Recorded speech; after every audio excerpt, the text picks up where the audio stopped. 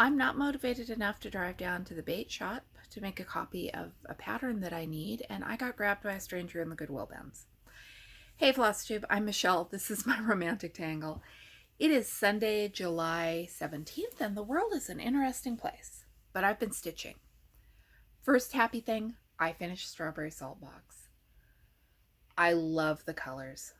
I love the urn. I love the vines with the berries. I love everything about this. And I was going to print another pattern off of Pinker Punker Quilting, but I might be I did buy the floss for another one. I did print that one out, and my printer and I are having issues, so I was going to print the other ones while the printing was good, but I might almost be saltboxed out for the moment. That might not be the worst thing that could happen because I've got a lot of other things to stitch. I have been working on the no count cross stitch flower, which, have I mentioned before that this is huge? I've had it in my 11-inch Q snaps, so I'm just looking at a tiny chunk of it at a time. This is a thing. It's soothing. I like knowing. There has been something about my mood lately where knowing where the stitches are going without having to look at a chart has been just kind of peaceful and something I've enjoyed doing. The project looks like hell. I don't know why it has grid lines to begin with, and you can see the grid lines through the white floss, and my stitches do not lay the way stitches should lay, but I'm still enjoying the process, and I'm told that all of this color will wash out, so part of me is racing to get it done so I can see if that's true or not.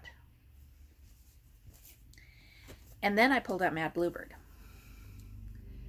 Remember when I showed you last Mad Bluebird in my last Flosstube update? There was some stuff here that needed to be filled in.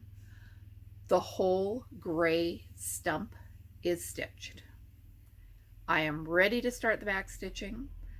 I am not a fan of leaving back stitching to the last minute, especially when it's wood grain, but that's okay. I get to do before and after pictures, so that's the thing. I made a mistake on this one, and I'm learning from that mistake. When I was doing his face, I missed the partial stitches. I was looking for the big symbols and stitching those, and so I need to go in now, pull the threads out of the thread organizer, thread my needle, and do a whole ridiculous number of fractional stitches around his eyes and his beak. From a distance, when you're working on the stump, it's easy to forget that the eyes and the beak are a thing, but yeah, I need to do those. And I wanted to print a copy of the pattern off, highlight the stitches that I need to fill in, and then come up with a plan so I'm using the same thread for as many stitches as I can. Over the past couple weeks, we have spent $80 in printer ink. My printer won't print black. Brand new ink cartridge, brand new official by Canon ink cartridge, and it won't print black.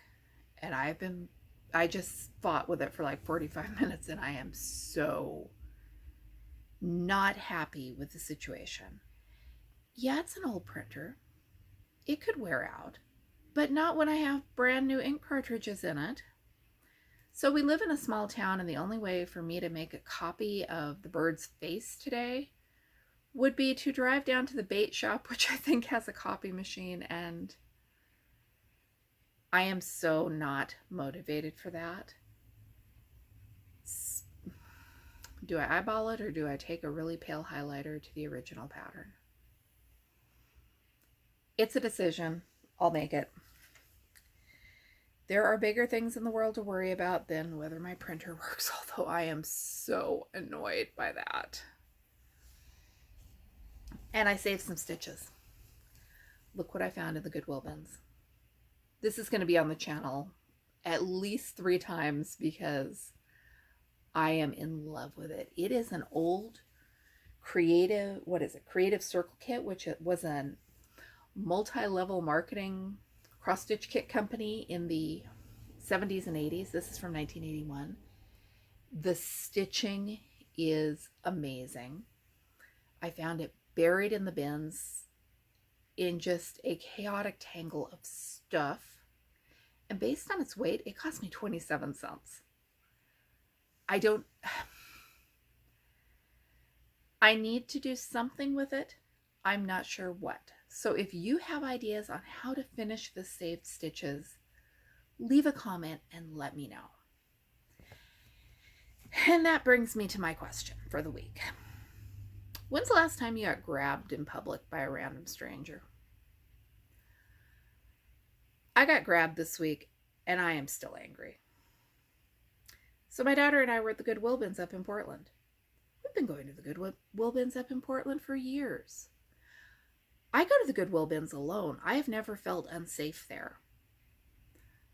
I carry my driver's license and my money in my pocket, leave my purse at home, but that's just so that I don't have to divide my attention. So I'm looking in the bins, and I feel two hands clamp around my upper arms hard. And my brain is in fight or flight mode, and it's going, it's your husband. It's one of the boys. They're messing with you. They would do that.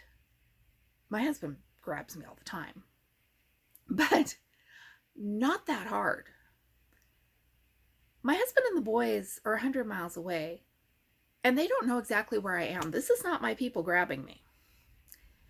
I spin around, and it's some dude in his 60s who apologizes and takes off. The only explanation that makes any kind of sense is he thought I was someone else and he was intending to mess with her.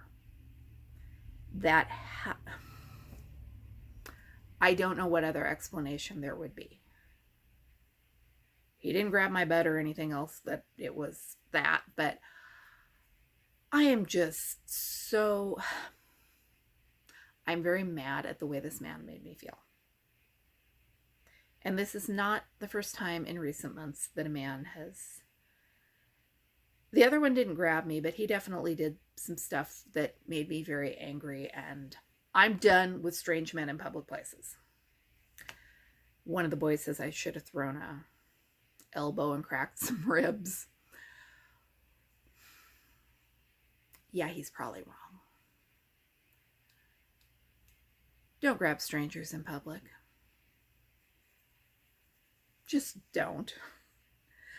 I'm having a lot of fun with my stitching. The weather is glorious. I lost the calendar where I had all of everybody's upcoming commitments written out. I had a sheet of paper with everything, and it's gone, and I can't make a new copy of the calendar page to write down everything because the printer won't print, and it's going to be that kind of day. If that is my worst problem today, it's not that bad a day.